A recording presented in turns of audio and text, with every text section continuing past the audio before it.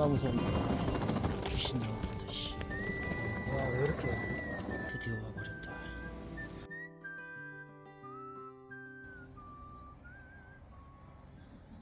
이번에는 어디로 휴가를 가나 생각을 했다. 결론은 제일 싼 일본으로 또 가게 됐다. 일이 너무 많았던 지옥이었던 한 주를 보냈던지라 치킨으로 영양 보충하고 잤다. 이번에는 2시 비행기로 떠나는지라 여유가 넘치는지 알았다. 그러나 아주 분주했다.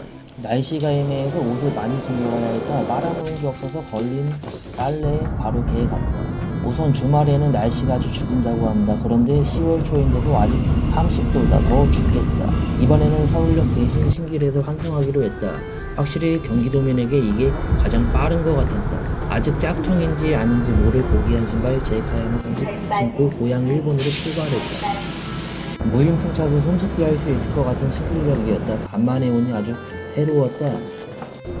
옷이 쓸데없이 많아서 캐리어가 상당히 무거웠다. 반팔 입고 나왔는데 벌써부터 아주 더웠다. 좀 일찍 가서 공항에서 여유를 부리고 싶었는데 전철 타고 가니 2시간 30분은 아주 기본이었다. 거기다가 신길에서 공항철도 탈 때 방심하면 절대 안 됐다. 넉넉고 있다가 한 대 놓쳐버렸다. 공항철도만 보고 기다렸었는데 대문짝만하게 서울역 가는 거라고 써져 있었다. 이런 제기랄. 실수를 뒤로하고 한층 내려와 인천공항 가는 공항철도로 기다리는 중이다. 힘들었다. 한 대 놓쳐서 20분 정도 대기하다가 공항철도 탑승했다. 시간 되니 사람들 정말 많아졌다. 생각보다 먼 인천공항이었다. 전철 타고 한 50분 정도 걸린 것 같았는데 서서 갔다. 상남자답게. 아직 어깨에 힘이 잔뜩 들어간 상태로 공항에 도착했다. 1터미널이 좋은데 오늘도 역시나 2터미널 비었다. 저가항공 중 유일하게 진에어만 2터미널에도 있는데 하필 진에어가 제일 쌌다. 2시 집에 얘기 안 하고 가는 중이었는데 지금 어떻게 알았는지 집에서 전화와서 해명하면서 올라가는 중이었다. 이번 여정은 간사히 주부공항 아웃이었다. 진정한 일본을 느끼겠다는 각오로 출발했다. 10월이 놀러가기에는 딱 좋은 것 같은데 비수기라 그런지 공항이 아주 한산했다. 너무 좋았다. 모바일 셀프 체크인까지는 해봤는데 수화물까지 셀프로 하는 건 처음이었다. 아주 신기했다. 5년 이내에 공항에서 인력이 절반으로 줄어들지 않을까 싶다. 그럼 공항 이용료도 제발 깎아줘라. 조금 무겁다고 생각했는데 평소보다 2에서 3kg 정도 더 나갔다. 싼마이 캐리어라 부서질까 걱정됐다. 인공지능에 내 개인정보 넘기고 수화물까지 넘긴 다음 쿨하게 자리 박차버렸다. 줄없이 10분 만에 수화물 던져버리고 이 터미널 빨리 떠나버리고 싶은 마음에 서둘렀다. 출국 심사도 7분 만에 마쳤다. 식사도 하려고 했는데 애매해서 공복으로 출발하기로 했다. 진에어라서 이번에도 공항 끄트머리로 가야 되나 걱정했었는데 기적이 일어났다. 중앙 게이트였다. 항상 오면 그냥 지나치는 면세점들이다. 앞만 봐도 밖에서 세일하는 게 더 싸다. 하루 전 티 멤버십으로 1,000원에 커피 앤 도넛 먹은 기억 때문에 지갑이 열리지 않는 덩킨이었다. 중국으로 가버린 출처불명의 푸바오 인형도 있었다. 공항에 인형 뽑기 있으면 대박날 것 같다. 커플, 가족들 사이에서 강철 멘탈로다가 비집고 들어가 꿋꿋이 공항공원도 구경했다. 5분 만에 찾아낸 나를 일본으로 출방시킬 게이트를 발견했다. 이제 어디 갈지 찾아봤다. 이번에는 출입국 공항이 다른 만큼 조금 더 서둘러 3일 전에 교토 숙소 예약해뒀다. 일본에 가서 움직일 시간이 많기에 보조 배터리 대신 대형 충전기 꺼내서 2대 동시에 충전했다. 교토 관광지는 교토타워밖에 몰라서 교토 여행지 스피디하게 검색하고 공부하기 시작했다. 열심히 찾아봤지만 결국에는 대표 관광지 대충 훑어보기만 하고 신사는 가지도 않았었다. 지난번에도 그랬나 생각이 드는 탑승줄이었다. 에스컬레이터까지 줄이 있어서 당황스러웠다. 그래도 생각보다 줄이 빨리 줄어들어서 10분 만에 비행기 탑승할 수 있었다.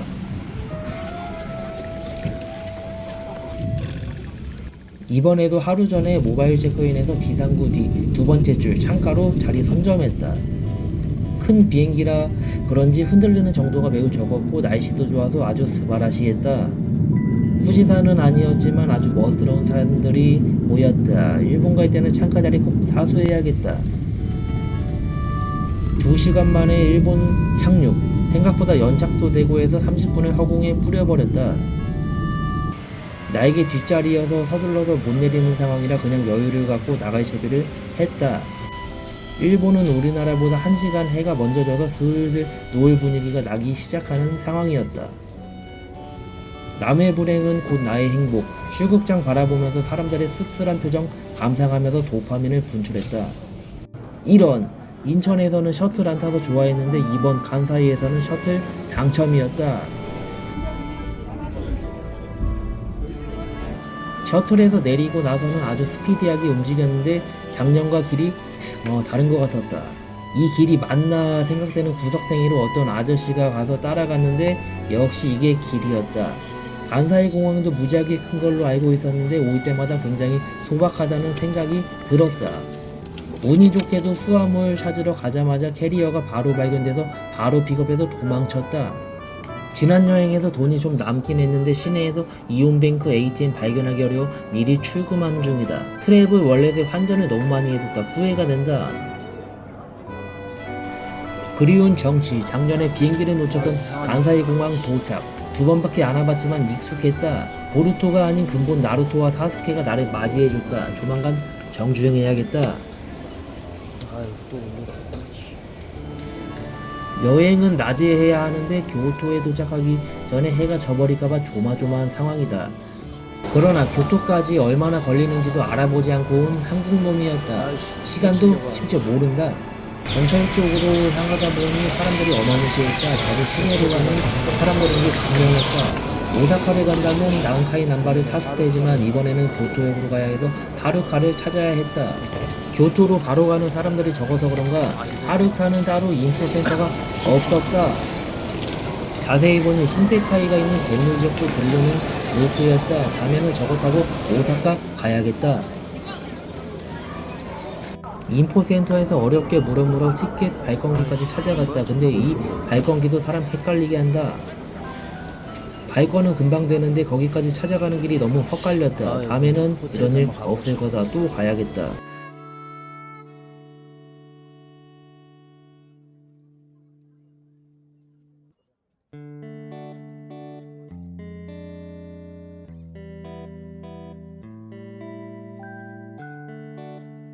한 시간에 2-3대 다니는 것 같은데 앞에 표들은 모두 매진. 점심때우러 가야 했다.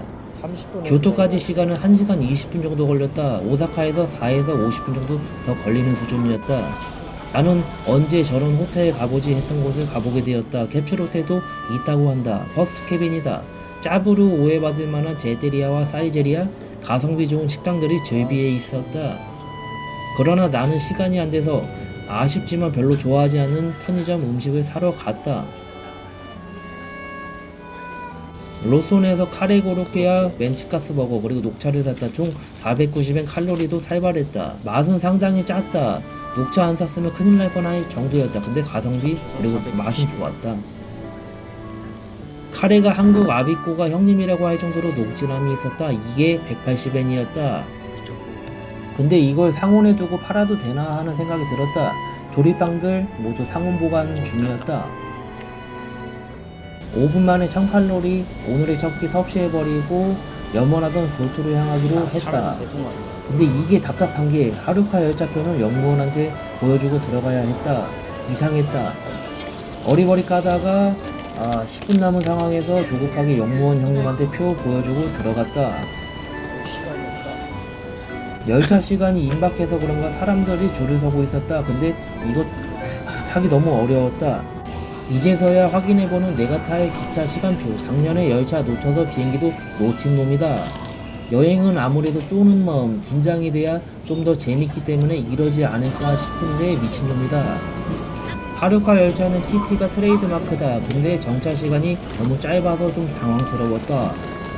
바닥에 있는 숫자 보고 내 열차 찾으러 갔는데 알고 보니 반대로 간 까가야로였다.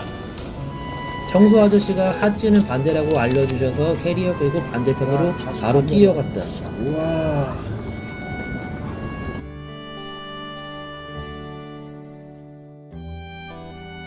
짐칸에 캐리어 못 떠서 걱정했는데 좌석 위에 다행히 캐리어가 들어가는 상황이었다. 다행이었다. 무엇보다 중요했던 게 여긴 자유석이었다. 조금은 당황했으나 다행히 자리가 많았다. 작년에는 민폐 뚱땡이 새끼 때문에 옆에 앉아서 어깨랑 다리 다 쭈그리고 갔었는데 다행이었다.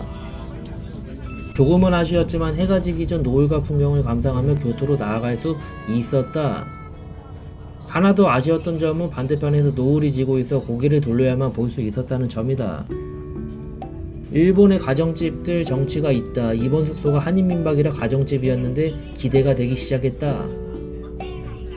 6시가 되어가니 해가 완전히 지기 시작했다. 교토 가는 풍경 못 봐서 좀 아쉬웠다.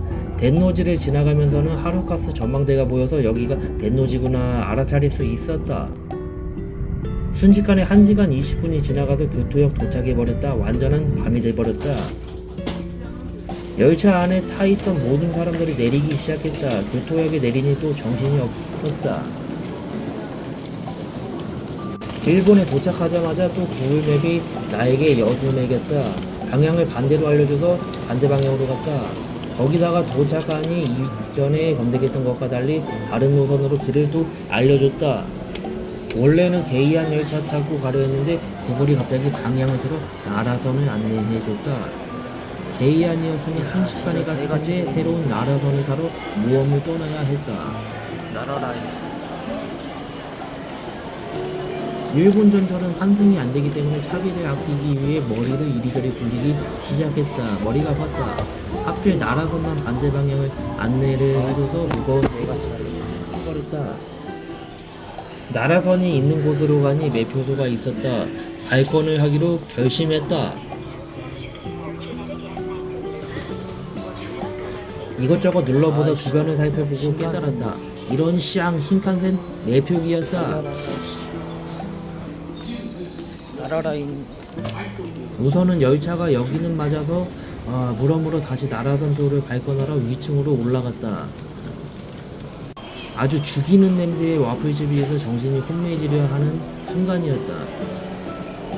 사람들을 따라가며 답이 있댔는데 맞았다. 여기 영문이 제대로 알려줬다. 밑에는 가만히였나 보다.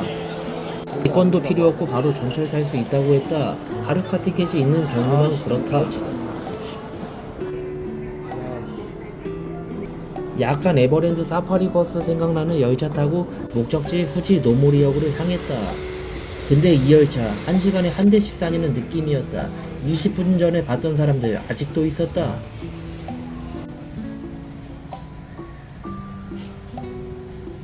멍하니 서 있는데 옆에 꼬맹이가 갑자기 앉길래 나도 바로 따라했다. 아주 하찮게 쳐다보더라. 옆에 대만 사람처럼 보이는 게이 친구가 앉아서 살짝 긴장하면서 열차 타고 후진노모리까지 갔다. 교토는 10위권 대도시라고 들었는데 시골역에 내린 느낌이었다. 좀 무서웠다. 반대편에 에스컬레이터가 있었지만 상남자답게 캐리어 들고 바로 뛰어 올라갔다. 나올 때 추가로 돈 내야 하는지 알았는데 하루카 티켓으로 무료로 나올 수 있었다. 공짜였다. 이때까지는 아주 개이득이라고 생각하고 숙소로 향했다. 근데 생각보다 거리가 있었다. 역을 벗어나니 암흑이 나를 둘러쌌다. 불량배도 나올 것 같은 무서운 분위기였다. 일본 공포영화에 나오는 분위기여서 굉장히 긴장됐다. 인도도 없었다. 내려가는 길에 5분마다 신사가 하나씩 나왔는데 밤에 보이는 신사 굉장히 무서웠다. 머리에 전등 붙이고 개 2마리 들고 다니는 아저씨가 신사에서 나오는데 졸도할 뻔했다.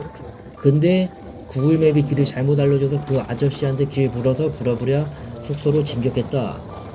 15분을 걸었는데 아직 도착을 못했다. 아직도 거리가 5에서 10분 정도 남아있었다. 꽤 멀었다. 야씨 하나도 안 보여. 뭐야 이거. 드디어 빛이 보이는 거리로 나왔다. 조금은 희망이 보이기 시작했다. 근데 인적은 역시나 없었다. 어둠을 헤치고 강을 건너고 다리를 넘어 드디어 숙소 근처까지 도착할 수 있었다. 그러나 숙소 앞에 가니 더 무서운 분위기가 나왔다. 일본이 이렇게 어둡고 무서운지 몰랐다. 도착은 했는데 하필 비슷한 분위기의 두 집이 붙어있어서 어느 집을 들어가야 하나 싶었다. 아련한 유라유라 하우스 간판을 찾을 수 있었고 안에는 한국인 목소리가 들려서 바로 진격했다. 도착하니 호스트는 아니지만 사장님 친구와 투숙객이 나를 맞이해줬다. 직원인지 알았다. 도착해서 설명 듣고 잠깐 앉아있는데 10분 사이에 모기를 6방이나 뜯겨버렸다. 한국에서도 1년에 모기 5방 이하로 물리는 것 같은데 내역 모기는 아닌지 걱정이 힘이 되는 순간이었다. 나의 방은 2층이어서 설명 듣고 2층으로 올라가서 캐리어 대충 던져두고 방 잠시 구경했다. 예상했던 대로 예약자가 나밖에 없어서 1,500엔에 나 혼자 독방을 쓸 수 있었다. 내려가는 계단이 굉장히 살벌하고 나무라서 상당히 신경이 쓰였다. 아찔하고 가팔랐다. 조금 사이에 다들 약속이 있어서 나간 상태라 나 혼자 집 구경 대충 훑어보기 시작했다. 나 혼자였다. 골프백이 보여서 사장님이 연배가 있으신 줄 알았는데 나보다 어리셔서 참 충격이었다. 약간의 탐색 전을 마치고 밖으로 나갈 채비를 하기 위해 잠깐 지도 보고서 밖으로 나가버렸다. 역시나 밖으로 나오니 무서운 시골 교토였다. 카메라가 너무 밝게 나와 아이러니했다. 밖으로 나오니 더 충격적이었다. 10분 동안 걸었는데 편의점, 음식점이 보이지 않았다. 시골인가요? 하늘이 뒤집어서 중간에 당황스럽기도 했다. 굶주린 채로 거리를 활보하기 시작했다. 생각해보니 아침에 9시에 나왔는데 숙소에 8시에 도착했다. 하루가 힘들고 날아가 버렸다. 볼드짐은 아니었지만 헬스장이 나의 눈길을 끌었다. 밖에서 봤을 때 기구, 외산 좋아 보였다. 지나가는 길에 엄청난 아우라의 게임, 유희왕 카드 매장이 보였다. 좋은 곳이었다. 연세까지 되는 거 보니 이곳의 명소였나 보다. 여러 식당이 눈에 띄던 중 레전드 맛집의 아우라를 보이는 노포가 눈에 띄었고 어르신이 눈에 띄었다. 큰 기대를 갖고 두 번째로 비싼 히로시마식 오코노미야끼를 과감하게 850엔에 도전해버렸다. 처음에는 굉장히 깨끗하구나 하는 인상이 있었으나 20분 동안 기다리며 기대가 무너지기 시작했다. 10% 부족한 어르신의 실력이었지만 정성이 아주 가득한 것 같았다. 다시 기대하기 시작했다. 근데 내가 여기서 10,000엔을 냈는지 1,000엔을 냈는지 헷갈렸다. 아무래도 내가 착각한 것 같다. 한 개 주문하면 10에서 15분 정도 걸리는 것 같아서 인내심이 필요한 식당이었다. 내가 라스트 주문이었는데 다른 손님들은 오니까 고메나 사이 이러셨다. 야, 삼겹살 뭐야? 시골에도 보이는 한류 열풍, 거기다가 손님도 10,000원이었다. 맛있어 보였다. 싸네. 나의 소중한 일본에서의 진정한 첫끼, 먹을 곳을 찾아 이리저리 살펴봤지만 아직이었다. 힘들었다. 그러던 중 불량배, 야쿠자 아지트 느낌이 나는 공원이 보여서 바로 엉덩이부터 깔아버렸다. 우선 비주얼로는 합격이었다. 양도 진짜 많았다. 근데 맛이 좀 아쉬웠다. 정성은 가득하게 느껴졌다. 별로네 하면서 2-3인분 되는 오코노미야키 한 판을 바로 먹었다. 물도 없이 제껴버렸다. 악기발이 순간이었다. 식사 도중에도 기차가 드문드문 지나가서 기차 쳐다보면서 먹는 낭만이 있는 맛있는 곳이었다. 아득하게 교토타워가 보이는 곳이었는데 오늘은 감히 갈 엄두가 나지 않았다. 동네만 구경했다. 이게 어떻게 있는 거야? 아침에 조깅을 나갈 거라서 어느 루트로 가야 하나 동네 한 바퀴 돌고 숙소로 돌아갔다. 아직 적응이 안 되는 돌아가는 길이었다. 마스크 쓴 사람 마주치면 아주 무서울 것 같고 싸움이 날 것 같았다.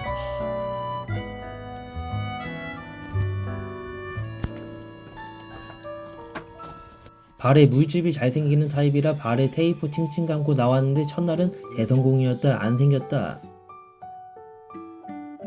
집에 아무도 없는 상태라 혼자 있으니 긴장이 계속됐다. 첫날에 적응이 되지 않았다. 반신욕도 한번 도전해볼까 했는데 이번에는 할 엄두가 나지 않는 상태였다. 그러나 온수는 아주 잘 나왔다. 아주 정감 가는 옥색톤의 욕실이었다. 물세기도 세서 샤워하는데 아주 상쾌했다. 대신 2층에는 모기가 없었지만 1층에는 모기가 살벌하게 많았다. 제발 내연 모기만 아니었으면 좋겠다. 아침 조깅 코스 대충 생각하며 주변에 뭐가 있는지 구글맵으로 살펴보고 잠자리에 들었다. 철로가 집 앞에 있어 열차가 지나갈 때 조금씩 창문이 흔들리는 단점이 있었다. 전등 끄고 하루 마무리. 11시에 잘지? 나는 몰랐다.